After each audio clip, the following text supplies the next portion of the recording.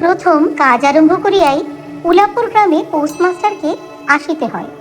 গ্রামটি অতি সামান্য, নিকটে একটি নীলকুঠি আছে, তাই কুঠির সাহেব অনেক জোগাড় করিয়া এই নূতন পোস্ট অফিস স্থাপন করাইয়াছে। আমাদের পোস্টমাস্টার কলিকাতার ছেলে। জলের মাছকে ডাঙায় তুলিলে যেরকম হয়, এই গণ্ডগ্রামের মধ্যে আসিয়া পোস্টমাস্টারেরও সেই দশা উপস্থিত হইয়াছে। একখানি অন্ধকার আটচালার মধ্যে তাহার আপিস, অদূরে একটি পানা পুকুর এবং তার চারিপাড়ে জঙ্গল। কুটির গোমাস্তা প্রভৃতি যে সকল কর্মচারী আছে, তাহাদের ফুরসত প্রায় নাই, এবং তাহারা ভদ্রলোকের সহিত মিশিবার উপযুক্ত নহে। বিশেষত কলকাতার ছেলে ভালো করিয়া মিশিতে জানে না। অপরিচিত স্থানে গেলে হয় উদ্ধত, নয় অপ্রতিভ হইয়া থাকে। এই কারণে স্থানীয় লোকের সহিত তাহার মেলামেশা হইয়া ওঠে না।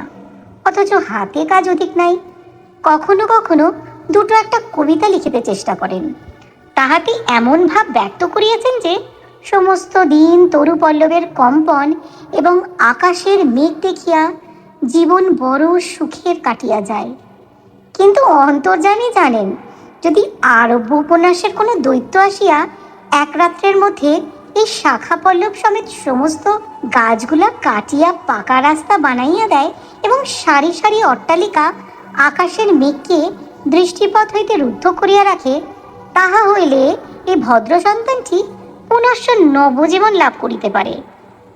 পোস্টমাস্টারের বেতন অতি সামান্য, নিজে রাঁধিয়া খাইতে হয় এবং গ্রামের একটি পিতৃমাতৃহীন অনাথা বালিকা তাহার কাজকর্ম করিয়া দেয়। চারিটি চারিটি খাইতে পায়। মেয়েটির নাম রতন, বয়স 12-13। বিবাহের বিশেষ সম্ভাবনা দেখা যায় না।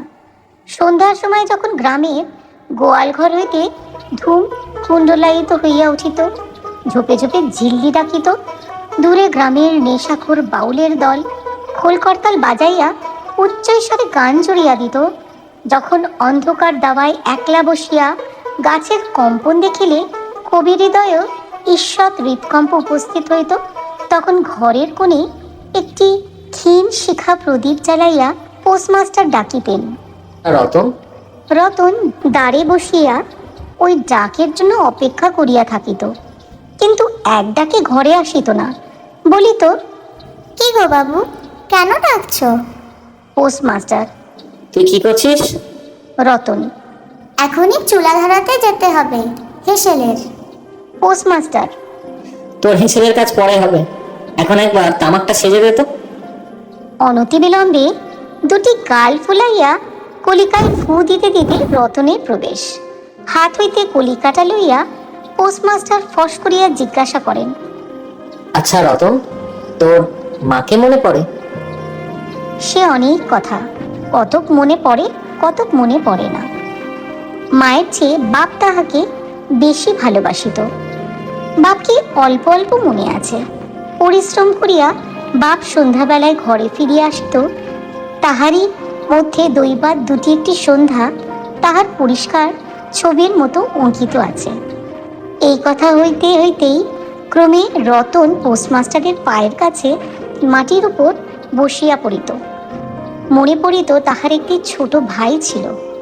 বহু পূর্বেকার বর্ষার দিনে একদিন একটা ডোবার ধারে দুইজন মিলিয়া গাছের ভাঙা ডালকে ছিপ করিয়া মিছামিছি মাছ ধরা খেলা করিয়াছিল।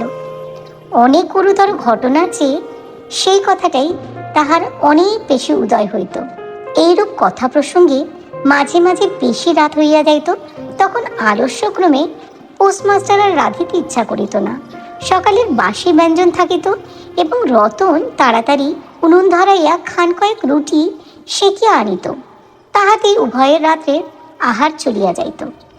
একদিন সন্ধেবেলায় সেই বৃহৎ আটচালার কোণে আপিসের কাঠের চৌকির উপর বসিয়া পোস্টমাস্টারও নিজের ঘরের কথা পাড়িতেন, ছোট ভাই, মা এবং দিদির কথা। প্রবাসে একলা ঘরে বসিয়া যাহাদের জন্য হৃদয় ব্যথিত হইয়া উঠিত, তাহাদের কথা। যে সকল কথা সর্বদাই মনে উদয় হয়, অথচ নীলকুঠির গোমাস্তাদের কাছে যাহা কোনো মতেই উত্থাপন করা যায় না, সেই কথা একটি অশিক্ষিত ক্ষুদ্র বালিকাকে বলিয়া যাইতেন। কিছু মাত্র অসঙ্গত মনে হইত না। অবশেষে এমন হইল, বালিকা কথোপকথনকালে তাহার ঘরের লোকদিগকে মা, দিদা, দাদা বলিয়া চিরপরিচিতের ন্যায় উল্লেখ করিত। এমনকি তাহার ক্ষুদ্র হৃদয়পটে বালিকা তাহাদের কাল্পনিক মূর্তিও চিত্রিত করিয়া লইয়াছিল। একদিন বর্ষাকালীন মেঘমুক্ত দ্বীপ্রহরে ঈষৎ তপ্ত সুকোমল বাতাস দিতেছিল। রৌদ্রে ভেজা ঘাস এবং গাছপালা হইতে এক প্রকার গন্ধ উত্থিত হইতেছিল। মনে হইতেছিল যেন ক্লান্ত ধরণীর উষ্ণ নিঃশ্বাস গায়ের উপর আসিয়া লাগিতেছে এবং কোথাকার এক নাচরবান্ধা পাখি তাহার একটানা সুরের নালিশ সমস্ত দুপুরবেলা প্রকৃতির দরবারে অত্যন্ত করুণ স্বরে বারবার আবৃত্তি করিতেছিল। পোস্টমাস্টার হাতে কাজ ছিল না। সেদিনকার বৃষ্টিধৌত মসৃণ চিক্কন তরু পল্লবের হিল্লল এবং পরাভূত বর্ষার ভগ্নাবিশিষ্ট রৌদ্র শুষ্ক স্তূপাকার মেঘস্তর বাস্তবিকই দেখিবার বিষয় ছিল। পোস্টমাস্টার তাহা দেখিতেছিলেন এবং ভাবিতেছিলেন। এই সময় কাছে একটি কেহ নিতান্ত আপনার লোক থাকিত, হৃদয়ের সহিত একান্ত সংলগ্ন একটি স্নেহপুত্তলী মানব মূর্তি।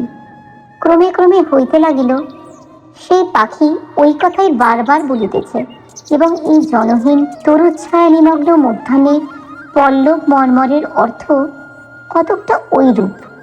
কেউ বিশ্বাস করে না এবং জানিতেও পারে না, কিন্তু ছোট পল্লীর সামান্য বেতনের সাব পোস্টমাস্টারের মনে গভীর নিস্তব্ধ মধ্যাহ্ন দীর্ঘ ছুটির দিনে এইরূপ একটা ভাবের উদয় হইয়া থাকে।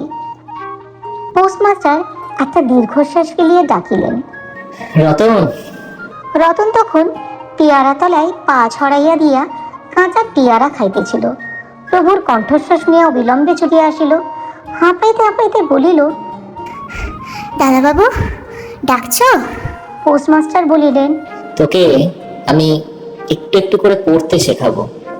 সমস্ত দুপুরবেলা তাহাকে লইয়া সরেয়া সরেয়া করিলেন এবং এইরূপে অল্পদিনেই যুক্তাক্ষর উত্তীর্ণ হইলেন। শ্রাবণ মাসে বর্ষণের আর অন্ত নাই। খাল, বিল, নালা জলে ভরিয়া উঠিয়াছে। অহর্নিশি ভেকের ডাক এবং বৃষ্টির শব্দ। গ্রামের রাস্তায় চলাচল প্রায় এক প্রকার বন্ধ। নৌকায় করিয়া হাটে যাইতে হয়। একদিন প্রাতঃকাল হইতে খুব বাদলাউল করিয়াছে। পোস্টমাস্টার ছাত্রীটি অনেকক্ষণ দ্বারের কাছে অপেক্ষা করিয়া বসিয়াছিল, কিন্তু অন্য দিনের মতো যথাসাধ্য নিয়মিত ডাক শুনিতে না পাইয়া আপনি ভঙ্গিপুথি লইয়া ধীরে ধীরে ঘরের মধ্যে প্রবেশ করিল। দেখিল পোস্টমাস্টার তাহার খাটিয়ার উপর শুইয়া আছেন, বিশ্রাম করিতেছেন মনে করিয়া অতি নিঃশব্দে পুনশ্চ ঘর হইতে বাহিরে যাইবার উপক্রম করিল। সহসা শুনিল, রতন। তাড়াতাড়ি ফিরিয়া গিয়ে বলিল, দাদাবাবু ঘুমোচ্ছিলে? পোস্টমাস্টার কাতর স্বরে বলিলেন, শরীরটা ভালো বোধ হচ্ছে না, দেখ তো আমার কপালে হাত দিয়ে। এই নিতান্ত নিঃসঙ্গ প্রবাসে ঘন বর্ষায় রূপকাতর শরীরে একটুখানি সেবা পাইতে ইচ্ছা করে। তপ্ত ললাটের উপর শাঁখা পড়া কোমল হস্তের স্পর্শ মনে পড়ে। এই ঘোর প্রবাসে রোগ যন্ত্রণায় স্নেহময়ী নারী রূপে জননীয় দিদি পাশে বসে আছেন, এই কথা মনে করিতে ইচ্ছা করে এবং এ স্থলে প্রবাসীর মনের অভিলাষ ব্যর্থ হইল না। বালিকা রতনার বালিকা রহিল না। সেই মুহূর্তে এসে জননীর পদ অধিকার করিয়া বসিল। বৈদ্য ডাকিয়া আনিল, যথাসময় বটিকা খাওয়াইল, সারা রাত্রি শিয়রে জাগিয়া রহিল, আপনি পথ্য রাঁধিয়া দিল এবং শতবার করিয়া জিজ্ঞাসা করিল, হ্যাঁ গো দাদাবাবু, একটুখানি ভালো বোধ হচ্ছে কি? বহুদিন পরে পোস্টমাস্টার ক্ষীণ শরীরে রূপসজ্জা ত্যাগ করিয়া উঠিলেন। মনে স্থির করিলেন, আর নয়, এখান হইতে কোনো মতে বদলি হইতে হইবে। স্থানীয় অস্বাস্থ্যের উল্লেখ করিয়া তৎক্ষণাৎ কলিকাতায় কর্তৃপক্ষদের নিকট বদলি হইবার জন্য দরখাস্ত করিলেন। কিন্তু পূর্ববৎ রোগ সেবা হইতে নিষ্কৃতি পাইয়া রতন দ্বারের বাহিরে আবার তাহার স্বস্থান অধিকার করিল। কিন্তু পূর্ববৎ আর তাহাকে ডাক পড়ে না। মাঝে মাঝে উঁকি মারিয়া দেখে, পোস্টমাস্টার অত্যন্ত অন্যমনস্কভাবে চৌকিতে বসিয়া অথবা খাটিয়ায় শুইয়া আছেন। রতন তখন আহ্বান প্রত্যাশা করিয়া বসিয়া আছে। তিনি তখন অধীর চিত্তে তাহার দরখাস্তের উত্তর প্রতীক্ষা করিতেছেন। বালিকা দ্বারের বাহিরে বসিয়া সহস্রবার করিয়া তাহার পুরনো পড়া পড়িল, পাছে যেদিন সহসা ডাক পড়িবে সেদিন তাহার যুক্তাক্ষর সমস্ত গোলমাল হইয়া যায়, এই তাহার একটা আশঙ্কা ছিল। অবশেষে সপ্তাহখানেক পরে সন্ধ্যাবেলায় ডাক পড়িল। উদ্বেলিত হৃদয়ে রতন গৃহের মধ্যে প্রবেশ করিয়া বলিল, দাদাবাবু আমাকে ডাকছিলে? রতন, কালই আমি যাচ্ছি। কোথায় যাচ্ছ দাদাবাবু? বাড়ি যাচ্ছি। আবার কবে আসবে? আর আসবো না। রতন আর কোনো কথা জিজ্ঞাসা করিল না। পোস্টমাস্টার আপনিই তাহাকে বলিলেন তিনি বদলির জন্য দরখাস্ত করিয়াছিলেন, দরখাস্ত নামঞ্জুর হইয়াছে, তাই তিনি কাজে জবাব দিয়া বাড়ি যাইতেছেন। অনেকক্ষণ আর কেহ কোনো কথা কহিল না। মিটমিট করিয়া প্রদীপ জ্বলিতে লাগিল এবং এক স্থানে ঘরের জীর্ণ চাল ভেদ করিয়া একটি মাটির সরার ওপর টপ টপ করিয়া বৃষ্টির জল পড়িতে লাগিল। কিছুক্ষণ পরে রতন আস্তে আস্তে উঠিয়া রান্নাঘরে রুটি করিতে গেল। অন্য দিনের মতো তেমন চটপট হইল না। বোধ করি মধ্যে মধ্যে মাথায় অনেক ভাবনা উদয় হইয়াছিল। পোস্টমাস্টারের আহারের সমাপ্তর পরে বালিকা তাহাকে জিজ্ঞাসা করিল, দাদাবাবু আমাকে তোমাদের বাড়ি নিয়ে যাবে? পোস্টমাস্টার হাসিয়া কহিলেন, সে কি করে হবে? ব্যাপারটা যে কি কি কারণে অসম্ভব তাহা বালিকাকে বোঝানো আবশ্যক বোধ করিলেন না। সমস্ত রাত্রির স্বপ্নে এবং জাগরণে বালিকার কানে পোস্টমাস্টারের হাস্যধ্বনি কণ্ঠস্বর বাজিতে লাগিল। সে কি করে হবে? ভোরে উঠিয়া পোস্টমাস্টার দেখিলেন তাহার স্নানের জল ঠিক আছে। কলিকাতার অভ্যাস অনুসারে তিনি তোলা জলে স্নান করিতেন।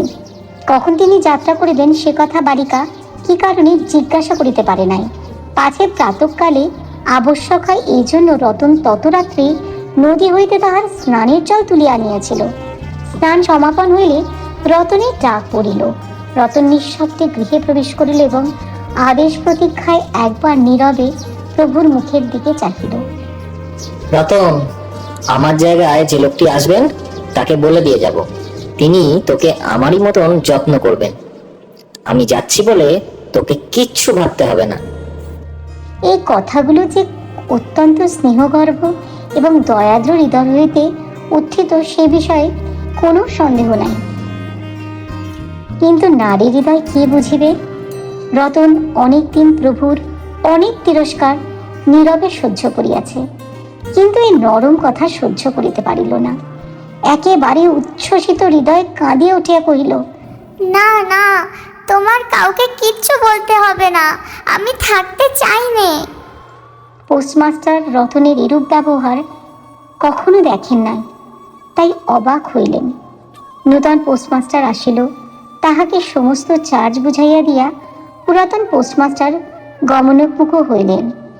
যাইবার সময় রতনকে ডাকিয়া বলিলেন, রতন, তোকে আমি কখনো কিছু দিতে পারিনি, আজ যাবার সময় তোকে কিছু দিয়ে গেলুম, এতে তো দিন কয়েক চলবে। কিছু খরচা বাদে তাহার বেতনের যত টাকা পাইয়াছিলেন পকেট হইতে বাহির করিলেন। তখন রতন ধুলায় পড়িয়া তাহার পা জড়াইয়া ধরিয়া কহিল, দাদাবাবু তোমার দুটি পায়ে পড়ি, তোমার দুটি পায়ে পড়ি, আমাকে কিচ্ছু দিতে হবে না, তোমার দুটি পায়ে পড়ি, আমার জন্য কাউকে কিচ্ছু ভাবতে হবে না। বলিয়া এক দৌড়ে সেখান হইতে পলাইয়া গেল। ভূতপূর্ব পোস্টমাস্টার নিঃশ্বাস ফেলিয়া হাতে কার্পেটের ব্যাগ ঝুলাইয়া, কাঁধে ছাতা লইয়া, মুটের মাথায় নীল ও শ্বেত রেখায় চিত্রিত টিনের পেটরা তুলিয়া ধীরে ধীরে নৌকাভিমুখ চলিলেন। যখন নৌকায় উঠিলেন এবং নৌকা ছাড়িয়া দিল, বর্ষাশ্রিত নদী ধরণীর উচ্ছ্বলিত অশ্রুরাশির মতো চারদিকে জলঝল ছলছল করিতে লাগিল। তখন হৃদয়ের মধ্যে অত্যন্ত একটা বেদনা অনুভব করিতে লাগিলেন। একটি সামান্য গ্রাম্য বালিকা করুণ মুখচ্ছবি যেন এক বিশ্বব্যাপী বৃহৎ অব্যক্ত মর্মব্যথা প্রকাশ করিতে লাগিল। একবার নিতান্ত ইচ্ছা হইল ফিরিয়া যাই, জগতের ক্রোড় বিচ্যুত সেই অনাথিনীকে সঙ্গে করিয়া লইয়া আসি। কিন্তু তখন পালে বাতাস পড়িয়াছে, বর্ষার স্রোত খরতর বেগে বহিতেছে, গ্রাম অতিক্রম করিয়া নদীকূলের শ্মশান দেখা দিয়াছে এবং নদী প্রবাহ ভাসমান পথিকের উদাস হৃদয়ে এই তত্ত্বের উদয় হইল, জীবনে এমন কত বিচ্ছেদ, কত মৃত্যু আছে, ফিরিয়া ফল কি, পৃথিবীতে কে কাহার। কিন্তু রতনের মনে কোনো তত্ত্বের উদয় হইল না। সেই পোস্ট অফিস গৃহের চারিদিকে কেবল অশ্রু জলে ভাসিয়া ঘুরিয়া ঘুরিয়া বেড়াইতেছিল। বোধ করি তাহার মনে ক্ষীণ আশা জাগিতেছিল, দাদাবাবু যদি ফিরিয়া আসে। সেই বন্ধনে পড়িয়া কিছুতেই দূরে যাইতে পারতেছিল না।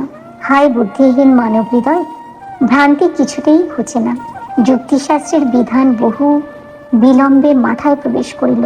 প্রবল প্রমাণকেও অবিশ্বাস করিয়া মিথ্যা আশাকে দুই বাহুপাশে বাঁধিয়া বুকের ভেতর প্রাণপণে জড়াইয়া ধরা যায়। অবশেষে একদিন নারী কাটিয়া হৃদয়ের রক্ত শুষিয়া সে পলায়ন করে। তখন চেতনা হয় এবং দ্বিতীয় ভ্রান্তি পাশে পরিবার জন্য চিত্ত ব্যাকুল হইয়া ওঠে।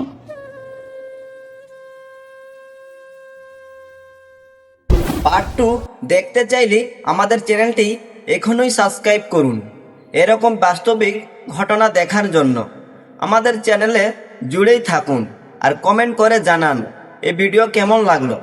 আমাদের ভিডিও দেখার জন্য সবাইকে ধন্যবাদ।